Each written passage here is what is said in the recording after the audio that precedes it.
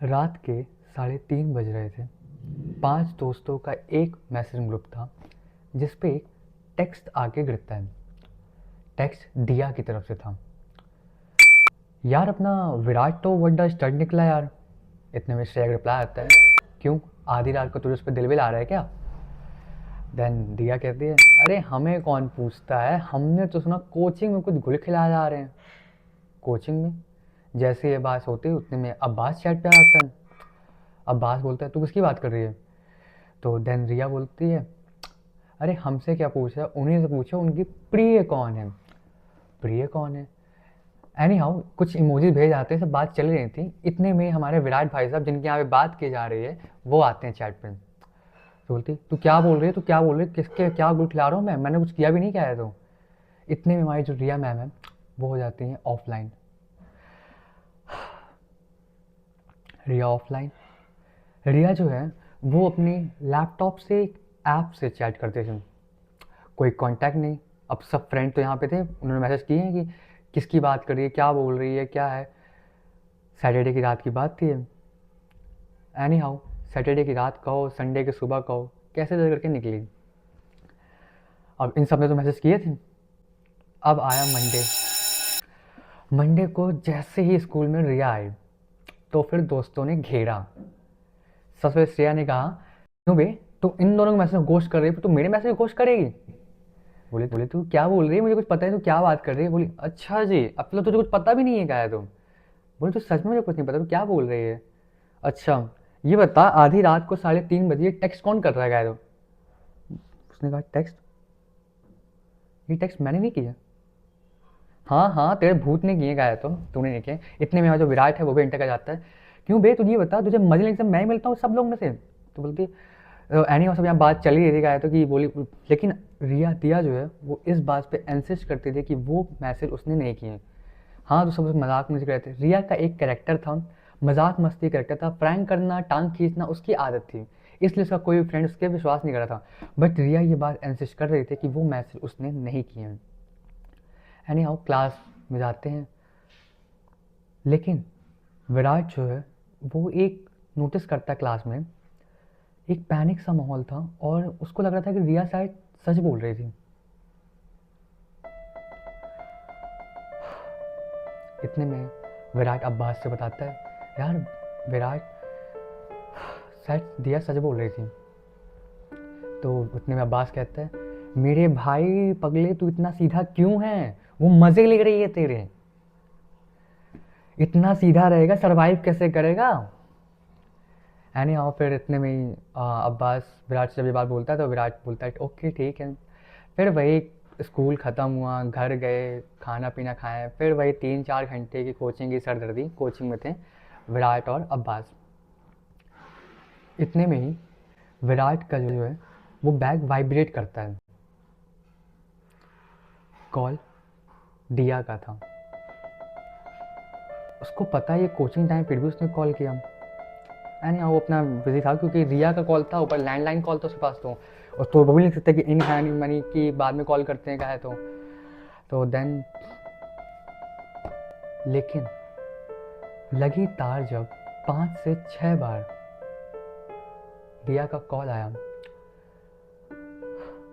Then Virat ने washroom बाहर करके बाहर गया। देन बोली, बोली क्या कर रही हो तू, मैं क्लास में हूँ, क्या है तो क्या बोल रही है तू? उतने में एक पैनिक सी आवाज़ वहाँ से आती है, यार वो सुरभि घर नहीं पहुंची, उसके पहले मुझे कॉल आया था मुझे। बोले आज वो एबसेंट थी क्लास में ना। सुरभि घर नहीं पहुंची। सुरभि। इन 5 दोस्तों ग्रुप में एक लड़की थी सुरभि, जो कि घर से स्कूल बोल निकली थी और स्कूल भी नहीं पहुंची और घर भी नहीं गई है। ये स्टोरी थी यहाँ की। देन ये बात जब दिया विराट को बताती है तो उसके बाद फिर विराट ये बात अब्बास को आता है।